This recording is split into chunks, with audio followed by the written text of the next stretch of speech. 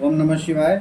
आज हम रुद्र संहिता द्वितीय खंड का अध्याय 31 शुरू करने जा रहे हैं। आकाशवाणी द्वारा दक्ष की भर्त्सना, उनके विनाश की सूचना तथा समस्त देवताओं को यज्ञ मंडप से निकल जाने की प्रेरणा। ब्रह्मा जी कहते हैं, मुनीश्वर, इसी बीच में वहां दक्ष तथा देवता आदि के सुनते हुए आकाशवाणी ने यह यथार्थ बात कही। रे दुराचरी दक्ष, ओ दम्भचार परायण महामूढ़, यह तूने कैसा अनर्थकारी कर्म कर डाला। ओ मूर्ख, शिव भक्त राज दधीच के कथन को भी तूने प्रामाणिक नहीं माना, जो तेरे लिए सब प्रकार से आनंददायक और मंगलकारी था। वे ब्राह्मण देवता तुझे दुस्सह शाप देकर तेरी यज्ञशाला से निकल गए, तो भी तुझ मूढ़ ने अपने मन में कुछ भी नहीं समझा। उसके बाद तेरे घर में मंगलमयी सती देवी स्वतः पधारी, जो तेरी अपनी ही पुत्री थी, किंतु तूने उनका भी परम आदर नहीं किया। ऐसा क्यों हुआ? ज्ञान दुर्बल दक्ष, तूने सती और महादेव जी की पूजा नहीं की। यह क्या किया? मैं ब्रह्मा जी का बेटा हूँ, ऐसा समझकर तू व्यर्थ ही घमंड में भरा रहता है और इसलिए तुझ पर मोह छा गया है। वे सती देवी ही सत्पुरुषों की आराध्य देवी हैं अथवा सदा आराधना करने के योग्य हैं। वे समस्त पुण्यों का फल देने वाली तीनों लोकों की माता, कल्याण स्वरूपा और भगवान शंकर के आधे अंग में निवास करने वाली हैं। वे सती देवी ही पूजित होने पर सदा संपूर्ण सौभाग्य प्रदान करने वाली हैं। वे ही महेश्वर की शक्ति हैं और अपने भक्तों को सब प्रकार के मंगल देती हैं। वे सती देवी ही पूजित होने पर सदा संसार का भय दूर करती हैं, मनोवांछित फल देती हैं तथा वे ही समस्त उपद्रवों को नष्ट करने वाली देवी हैं। वे सती ही सदा पूजित होने पर कीर्ति और संपत्ति प्रदान करती हैं। वे ही पराशक्ति तथा भोग और मोक्ष प्रदान करने वाली परमेश्वरी हैं। वे सती ही जगत को जन्म देने वाली माता, जगत की रक्षा करने वाली आनंदी शक्ति और प्रलय काल में जगत का संहार करने वाली हैं। वे जगन्माता सती ही भगवान विष्णु की माता रूप से सुशोभित होने वाली तथा ब्रह्मा, इंद्र, चंद्र, अग्नि और सूर्यदेव आदि की जननी मानी गई हैं। वे सती ही तप, धर्म और दान आदि का फल देने वाली हैं। वे ही शंभु शक्ति महादेवी हैं तथा दुष्टों का हनन करने वाली परात्पर शक्ति हैं। ऐसी महिमा वाली सती देवी, जिनकी सदा प्रिय धर्म पत्नी है, उन भगवान महादेव को तूने यज्ञ में भाग नहीं दिया। अरे तू कैसा मूढ़ और कुविचारी है।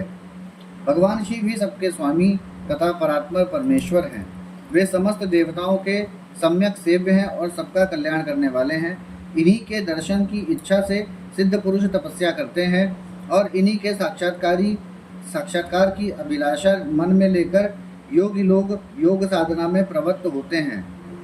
अनंत धन धान्य और यज्ञ याग आदि का सबसे महान फल यही बताया गया है कि भगवान शंकर का दर्शन दुर्लभ हो। शिव ही जगत का धारण पोषण करने वाले हैं। वे ही समस्त विद्याओं के पति एवं सब कुछ करने में समर्थ हैं। आदि विद्या के श्रेष्ठ स्वामी और समस्त मंगलों के भी मंगल ही वे ही हैं। दुष्ट दक्ष, तूने उनकी शक्ति का आज सत्कार नहीं किया है, इसलिए इस यज्ञ का विनाश हो जाएगा। पूजनीय व्यक्तियों की पूजा न करने से अमंगल होता ही है। तूने परम पूज्य शिव स्वरूपा सती का पूजन नहीं किया है। शेषनाग अपने सहस्त्र मस्तकों से प्रतिदिन प्रसन्नता पूर्वक जिनके चरणों की रज धारण करते हैं, उन्हीं भगवान शिव की शक्ति सती देवी थी, जिनके चरण कमलों का निरंतर ध्यान और सादर पूजन करके ब्रह्मा जी ब्रह्मोत्व को प्राप्त हुए हैं। उन्हीं भगवान शिव की प्रिय पत्नी सती देवी थी, जिनके चरण कमलों का निरंतर ध्यान और सादर पूजन करके इंद्र आदि लोकपाल अपने अपने उत्तम पद को प्राप्त हुए हैं। वे भगवान शिव संपूर्ण जगत के पिता हैं और शक्ति स्वरूपा सती देवी जगत की माता कही गई हैं। मूढ़ दक्ष, तूने उन माता पिता का सत्कार नहीं किया, फिर तेरा कल्याण कैसे होगा? तुझ पर दुर्भाग्य का आक्रमण हो गया और विपत्तियां टूट पड़ी, क्योंकि तूने उन भवानी सती और भगवान शंकर की भक्ति भाव से आराधना नहीं की। कल्याणकारी शंभु का पूजन न करके भी मैं कल्याण का भागी हो सकता हूँ, यह तेरा कैसा गर्व है? वह दुर्वार गर्व आज नष्ट हो जाएगा।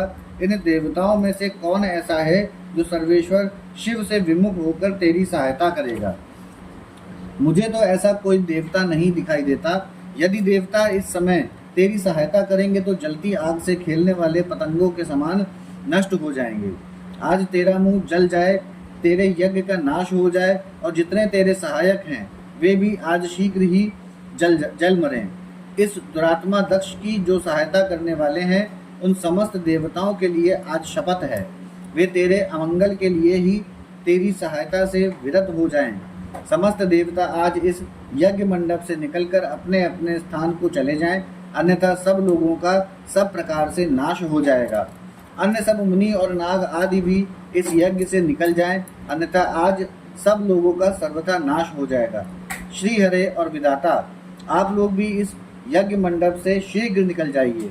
ब्रह्मा जी कहते हैं, नारद, संपूर्ण यज्ञशाला में बैठे हुए लोगों से ऐसा कहकर सबका कल्याण करने वाली वह आकाशवाणी मौन हो गई। यहाँ हमारा अध्याय 31 समाप्त होता है। ओम नमः शिवाय।